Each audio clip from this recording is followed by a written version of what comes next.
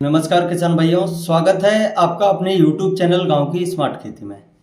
तो देखिए किसान भाइयों, गेहूं की कटाई का समय लगभग आने वाला है। इसके बाद हमारे किसान भाई मूंग की बुवाई में जुट जाएंगे।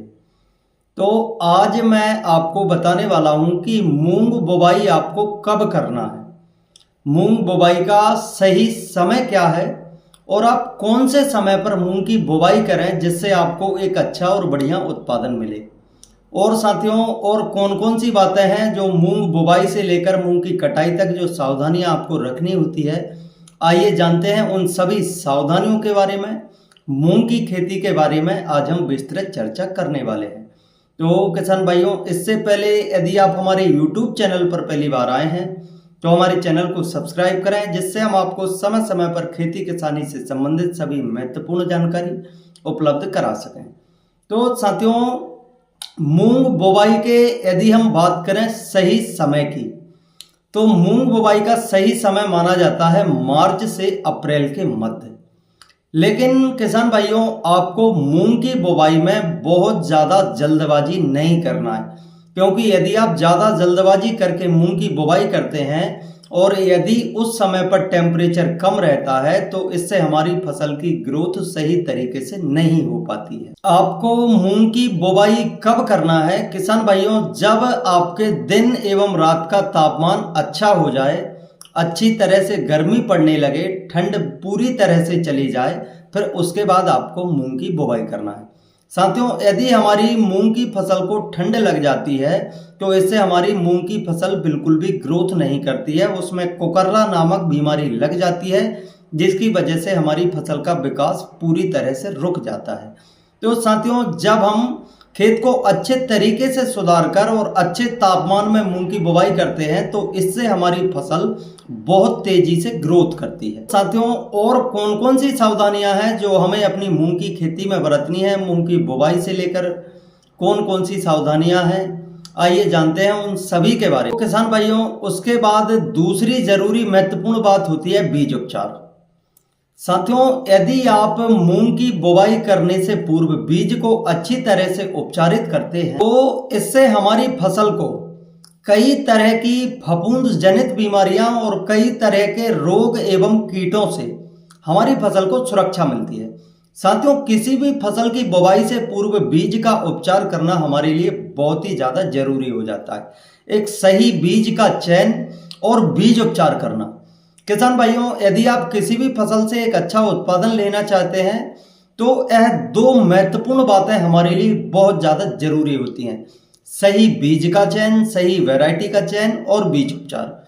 बीज उपचार के लिए आप एक अच्छे फंगीसाइड का प्रयोग करके अपनी फसल में बीज उपचार कर सकते हैं। साथियों, इसके लिए बीज उपचार मुख्यतः दो प्रकार की दवाइयों से किया जाता है, जिसमें एक फंगीसाइड दवा का प्रयोग किया जाता है, एक इंसेक्टिसाइड दवा का प्रयोग किया जाता है, जिससे हमारे जो बीज हैं, जिससे हमारे जो दाने हैं, वह कई प्रकार की फफूंद जनित बीमारियां और कई प्रकार के कीटों के प्रति सहनशील होते हैं, सुरक्षा प्रदान होती है।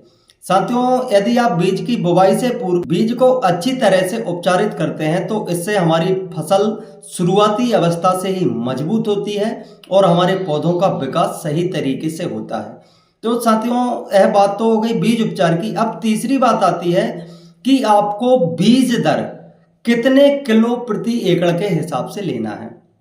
साथियों, यदि हम बात करें सही और उचित बीज दर की, तो इसके लिए आपकी जो बुवाई का जो तरीका है वह मायने रखता है।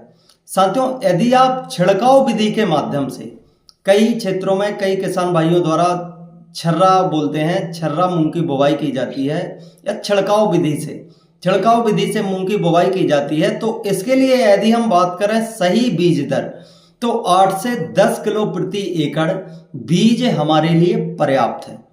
किसान भाइयों, यदि आप छिड़काव विधि से मूंग की बुवाई करना चाहते हैं तो 8 से 10 किलो प्रति एकड़ के हिसाब से बीज आपके लिए पर्याप्त रहेगा, लेकिन यह निर्भर करता है बीज की क्वालिटी के ऊपर।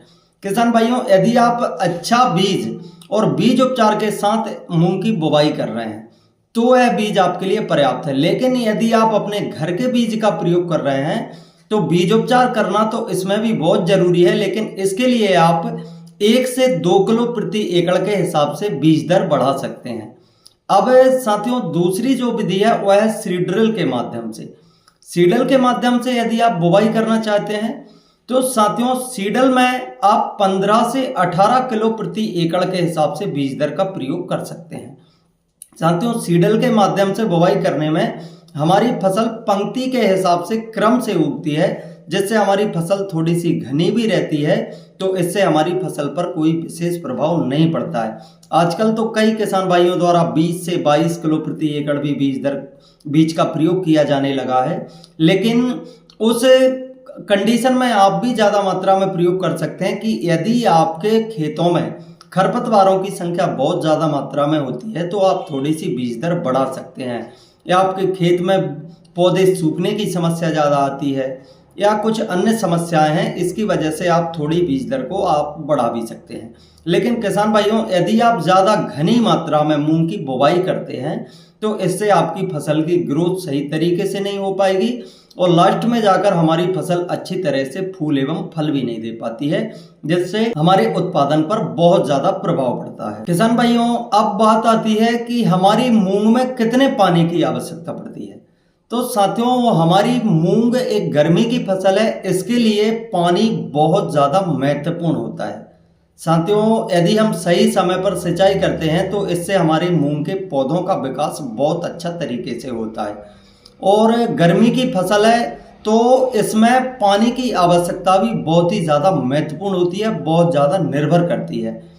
यदि हम बात करें तो पानी थोड़ा सा आपके खेत के ऊपर भी निर्भर करता है। अधिकांश क्षेत्रों में 4 सिंचाई में मूंग की फसल पककर तैयार हो जाती है, लेकिन कुछ जो रेतीले खेत होते हैं, हल्की मिट्टी जहां पर होती है, वहां 5 से 6 सिंचाई तक मूंग की फसल में देखने को मिलती है। किसान भाइयों यदि आपकी गहरी काली मिट्टी है तो इसमें अधिकतम 4 सिंचाई में आपकी मूंग की फसल पक जाती है, लेकिन हल्की रेतीली जहां पर मिट्टी होती है वहां पर 4 से 5 और अधिकतम 6 सिंचाई तक हो जाती हैं।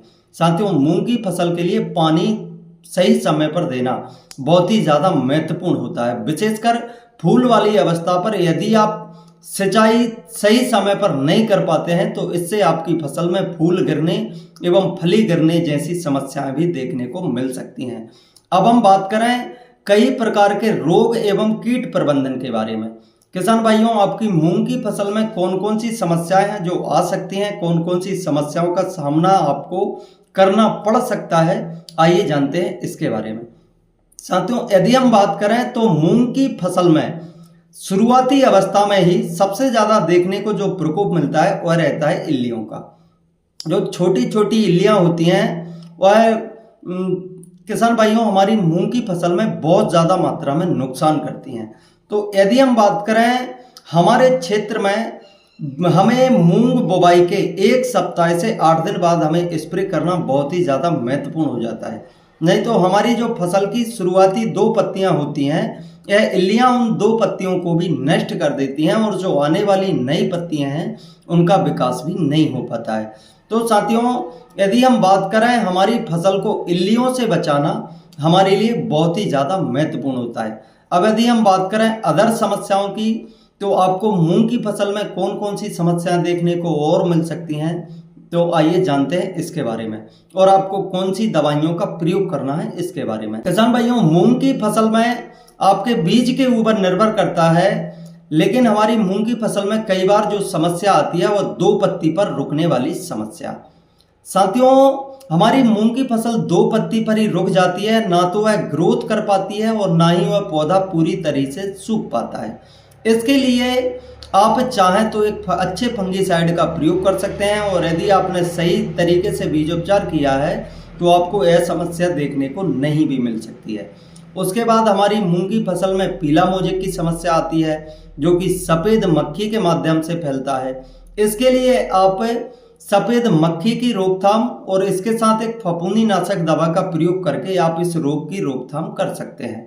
साथियों उसके बाद हमारी फसल को फली वाली जो अवस्था होती है, फूल वाली अवस्था होती है, इस अवस्था पर हमारी फसल को इल्लियों से बचाना हमारे लिए बहुत ही ज़्यादा महत्वपूर्ण हो जाता है। कई प्रकार की इल्लियों की समस्याएं हमें देखने को मिलती हैं।